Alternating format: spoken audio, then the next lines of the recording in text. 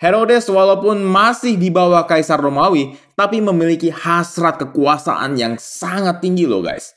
Kalian pergi dan selidiki dengan seksama ya tentang anak itu. Nanti kalau sudah kabari saya, biar saya bisa datang menyembah dia juga, oke? Lalu timbullah suatu intrik paling busuk yang pernah ada di dunia ini, yaitu membunuh semua anak di bawah usia 2 tahun. Setelah kejadian itu, Herodes menderita beberapa penyakit, mulai dari demam hingga borok yang menjijikkan. Kenapa mereka bukan jadi martir pertama ya? Halo teman-teman semua, welcome back to Rock Riwayat Orang Kudus edisi 28 Desember.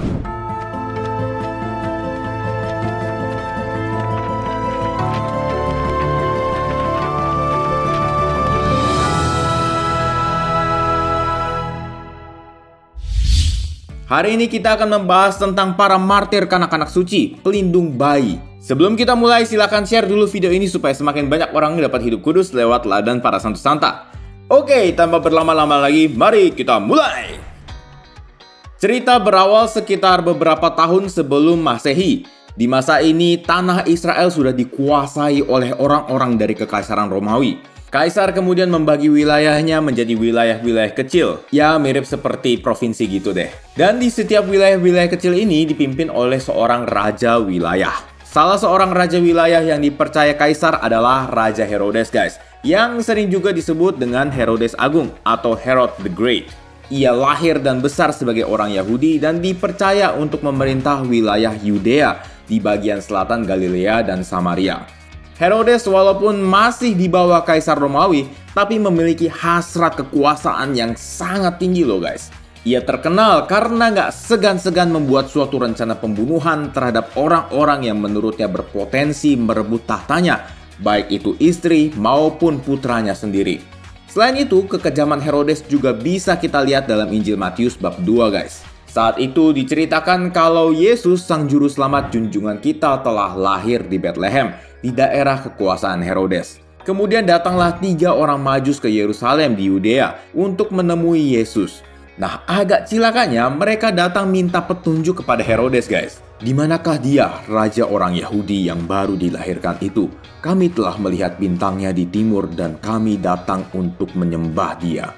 Herodes yang lagi asik-asik di istana sangat terkejut dan merasa takut kehilangan kekuasaannya guys. Ia lalu mengumpulkan semua imam kepala dan ahli Taurat bangsa Yahudi untuk bertanya di mana kelahiran raja orang Yahudi itu.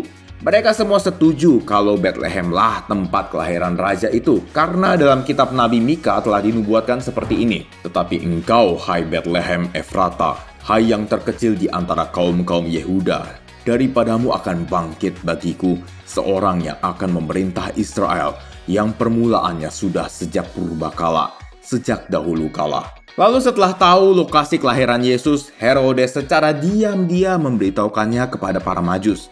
Kalian pergi dan selidiki dengan seksama ya tentang anak itu. Nanti kalau sudah kabari saya, biar saya bisa datang menyembah dia juga, oke? Ini sebenarnya cuma tipu-tipu Herodes doang guys. Karena begitu Herodes tahu lokasi persis dari bayi Yesus, dijamin ia akan langsung memerintahkan orang untuk membunuh bayi Yesus atau paling tidak menangkap bayi Yesus guys. Setelah para Majus bertemu dengan Yesus, mereka pulang lewat jalan lain karena telah diperingatkan dalam mimpi supaya jangan kembali kepada Herodes. Herodes dengan cemas dan tak sabar menunggu di istananya yang megah. 2 hari, 3 hari, 1 minggu, 2 minggu, kok gak datang-datang ya orang-orang Majus ini? Wah, ini jangan-jangan gue dibohongin nih sama mereka. Herodes menjadi sangat marah, tapi juga sekaligus takut karena ia nggak bisa membayangkan suatu saat mahkotanya harus lepas dari kepalanya. Ia lalu memberi perintah untuk mencari anak itu. Namun karena informasi yang minim, para prajurit juga nggak ada yang bisa menemukan. Ya wajar lah, karena dulu kan belum ada HP ya, belum ada Facebook, belum ada Instagram, belum ada WhatsApp, dan media-media sosial lainnya. Lalu timbullah suatu intrik paling busuk yang pernah ada di dunia ini, yaitu membunuh semua anak di bawah usia 2 tahun. Coba bayangkan guys, betapa mengerikannya situasi dan kondisi pada waktu itu. Para orang tua yang baru dikaruniai anak-anak yang baru bisa ngomong, "Mama, Papa," tiba-tiba harus kehilangan anak-anak mereka secara paksa dan tidak manusiawi. Bisa dibilang ini adalah tindakan pelanggaran HAM paling kejam yang pernah ada guys, karena pembunuhan massal terhadap bayi-bayi. Namun ya, waktu itu peradaban manusia belum maju, sehingga raja itu punya kekuatan absolut terhadap rakyatnya. Belum juga ada namanya deklarasi HAM dan segala macamnya.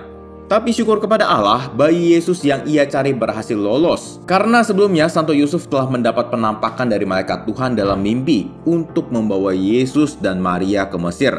Dan mereka pun tinggal di sana hingga Herodes wafat. Diceritakan oleh Josephus, seorang sejarawan Yahudi, setelah kejadian itu Herodes menderita beberapa penyakit mulai dari demam hingga borok yang menjijikkan, sehingga mengeluarkan bau yang menyengat. Ia sering berteriak ingin membunuh dirinya sendiri dengan pedang, namun ia tidak dapat. Tapi ternyata di tengah pesakitannya ini, ia masih bisa membunuh putranya, Antipater, sang pewaris tahta guys. Ia akhirnya diperkirakan wafat sekitar tahun 1 sebelum Masehi guys. Dan kemudian anaknya Herodes Antipas menggantikannya sebagai Raja Yudea. Kaisar Agustus yang waktu itu menjabat sebagai Kaisar Romawi bahkan berkata, lebih baik menjadi babi Herodes daripada menjadi putranya. Mungkin kalau ada yang bingung, apa sih maksudnya? Jadi, babi itu adalah hewan yang dianggap rendah lah dan bukan untuk dikonsumsi di Israel, sehingga tidak akan dibunuh.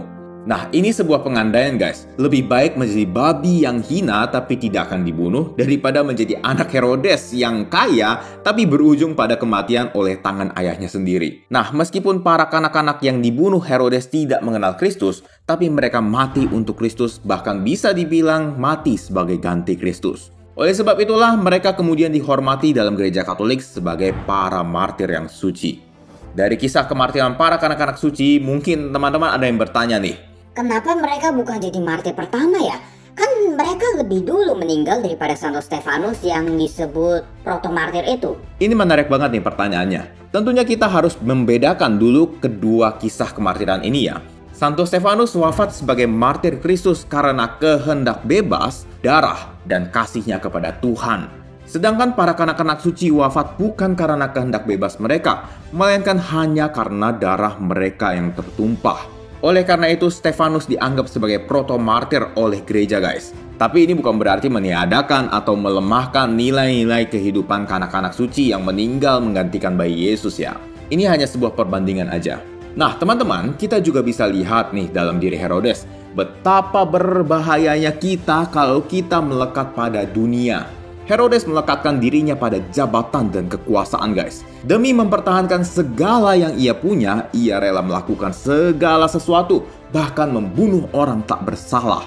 Kita sendiri mungkin tanpa sadar melekatkan diri pada hal-hal duniawi guys. Bisa aja pada harta, kekuasaan, jabatan, kehormatan, popularitas, pekerjaan, adiksi game, obat-obatan terlarang, pornografi, dan masih banyak lagi. Nah, kalau kita tidak segera sadar dan melepaskan diri dari hal-hal itu, kita bisa jadi berujung seperti Herodes guys.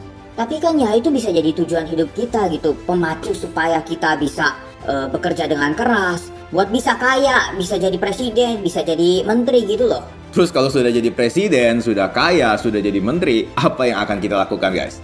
Berapa banyak orang yang kelihatannya sukses mencapai tujuan hidup, jadi politikus, jadi pebisnis, jadi aktris terkenal, tapi malah bunuh diri.